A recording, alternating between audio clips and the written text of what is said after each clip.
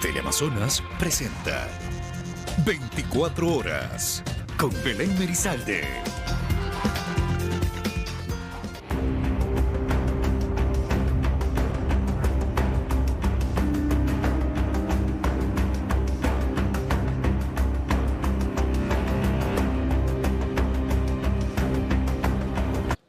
Y un 50% más de argentinos que residen en Ecuador acudieron a ejercer su derecho al voto, en comparación con los comicios pasados. La jornada se vivió con completa normalidad en las dos embajadas de Argentina en el país.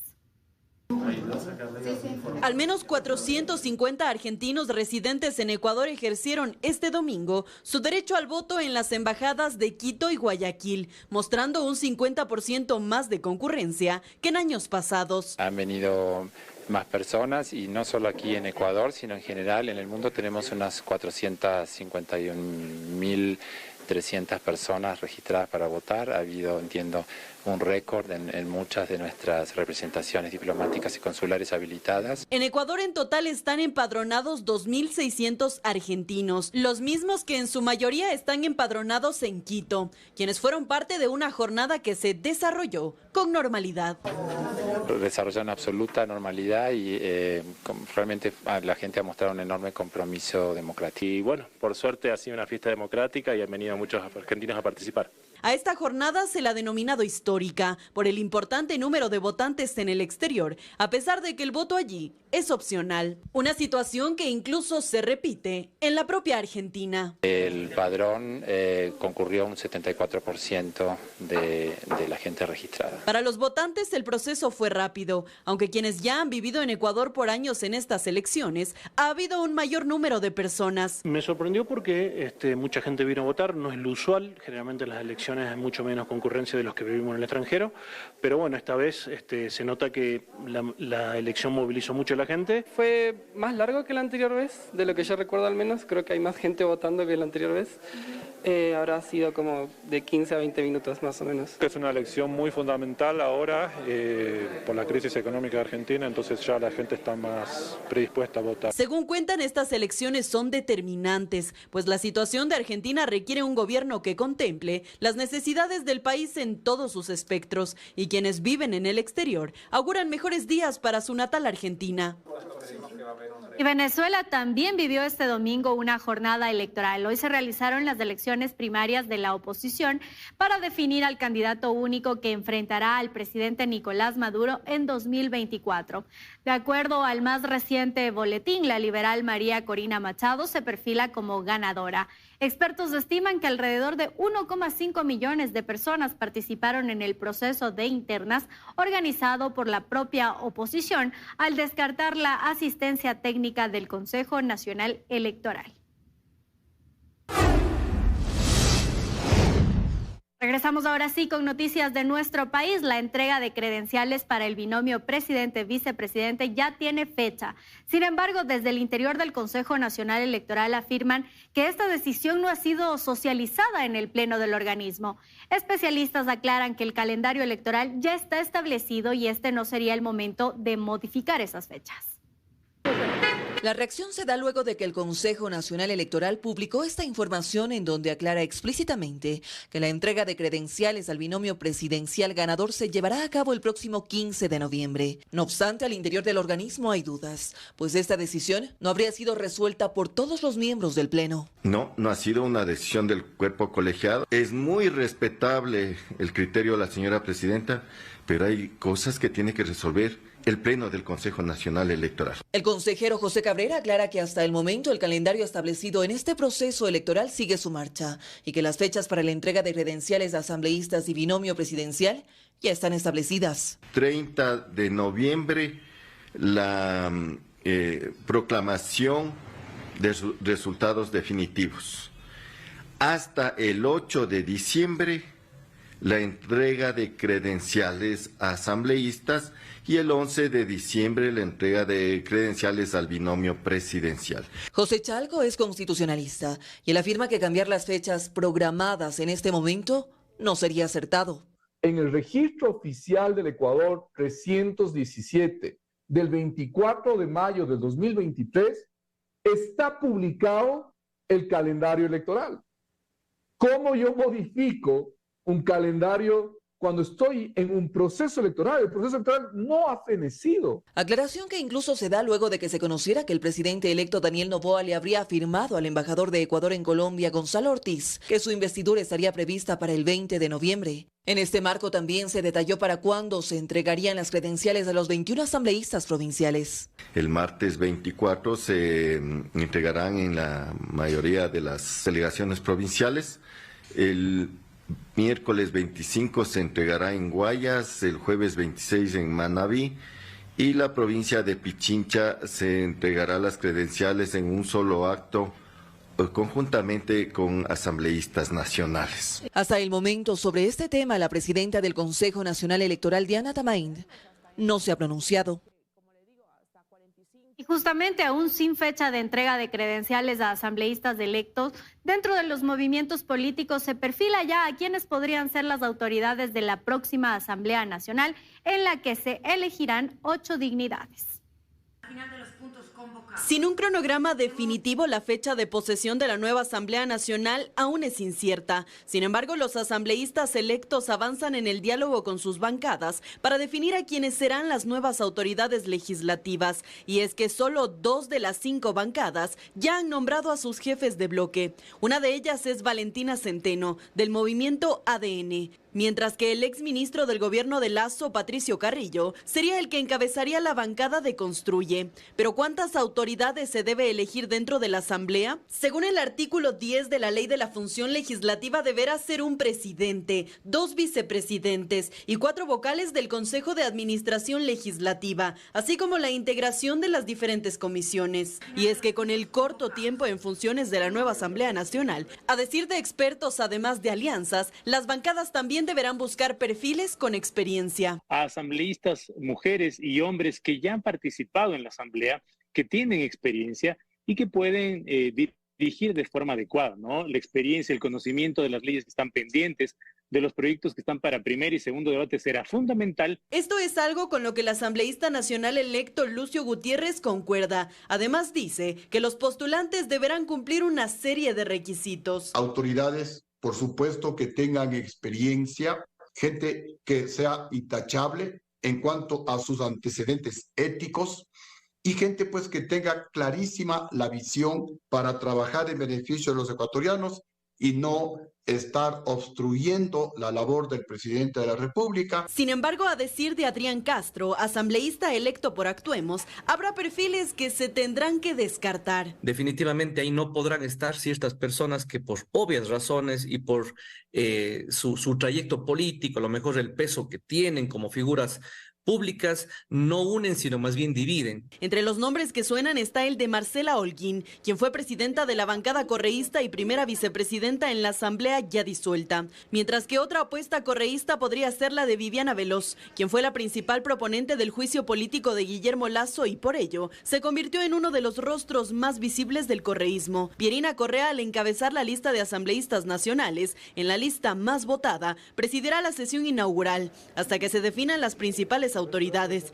Y es que a su lado estará Patricio Carrillo, encargado de la subdirección, al ser parte de la segunda lista más votada, Construye. En cambio, como secretaria hasta la posesión de las nuevas autoridades, estará Valentina Centeno, primeriza en la Asamblea Nacional pero elegida como presidenta de la bancada oficialista ADN, quien ya ha expresado su interés en hacer alianzas. Sin embargo, ya estamos construyendo una bancada mucho más grande, con otros aliados, otros legisladores que se están uniendo a este proyecto con un mismo norte, con una línea determinada. Y aunque el nombre de Henry Kronfle, asambleísta electo por el Partido Social Cristiano, comenzó a sonar, vía Twitter él mismo afirmó que aún no toman decisiones como partido. El presidente electo Daniel Noboa salió el viernes con destino a España, realizando así su primer viaje oficial luego de las elecciones extraordinarias. Aunque su agenda es privada, medios internacionales señalaron que Noboa se reunió con miembros de la Secretaría General Iberoamericana y con representantes de la Confederación Española de Organizaciones Empresariales. Antes de su llegada, Noboa hizo una parada en Colombia, donde se reunió con el embajador de Ecuador en ese país, Gonzalo Ortiz, quien afirma conoció de primera mano los planes del gobierno del presidente electo. Según se supo, Noboa también visitará Italia y Estados Unidos en una agenda que también es privada. Un juez de San Borondón revocó la medida cautelar sobre la suspensión del proceso de selección del nuevo Contralor General del Estado y dispuso que se continúe con el concurso. Con esta decisión, la Comisión Ciudadana a cargo del proceso se reunirá este lunes a partir de las 10 de la mañana para retomar una de las últimas etapas para designar a la nueva autoridad de este organismo. Cada vez parece estar cerca la designación del nuevo Contralor General del Estado. Esto luego de haber superado una acción de protección que fue aceptada el pasado 5 de octubre. La misma la presentó Julia Palma, una de las postulantes del concurso y quien aseguró sentirse perjudicada en este proceso, porque aparentemente se habrían vulnerado sus derechos al admitirse decenas de concursantes que no habrían cumplido requisitos. No obstante, esta acción de protección quedó sin efecto. Y en consecuencia, como se estableció en auto inicial, se revoca la medida cautelar de suspensión del concurso para la selección de la primera autoridad de la Contraloría General del Estado. Con ello, el juez ordenó que el concurso se reanude, es decir, la Comisión Ciudadana a cargo de esta selección de la autoridad deberá retomar la impugnación a la fase de méritos y oposición, pero la fecha para conocer estos resultados aún no estaría establecida. No tenemos fecha exacta. Lo primero que necesitamos hacer en este momento es coordinar para enviar la solicitud a la presidenta del Consejo, solicitando que se nos envíe la terna para poder designar al secretario. Nosotros necesitamos la designación del secretario para con esto poder continuar con el tema de la notificación de los resultados de oposición. Esta no es la primera vez que se suspende este concurso. En septiembre pasado ocurrió algo similar, cuando un juez de Bucay aceptó una denuncia que al poco tiempo también fue superada. Ahora bien, a este proceso que toma su marcha hay que sumar que están presentes otras medidas de protección. El resto de acciones entiendo que se van a ir ventilando estos días. Sin embargo, de esto, esas no tienen medida cautelar y esto quiere decir que el concurso puede seguir. Javier Torres Maldonado es el postulante que hasta la fecha tiene el puntaje más alto. Es el virtual Contralor General del Estado. Tras la decisión del juez, él considera que poco o nada cambiarán los resultados en la recalificación. Más bien yo tendría que subir inclusive una diferencia que existe por los méritos y de los cuales son muy visibles las calificaciones que no se me hizo válido. Por lo tanto, yo creo que ya estamos a unos, 15 días máximo de obtener resultados oficiales. A la prueba escrita se presentaron 48 de los 103 participantes que fueron admitidos a participar en este proceso.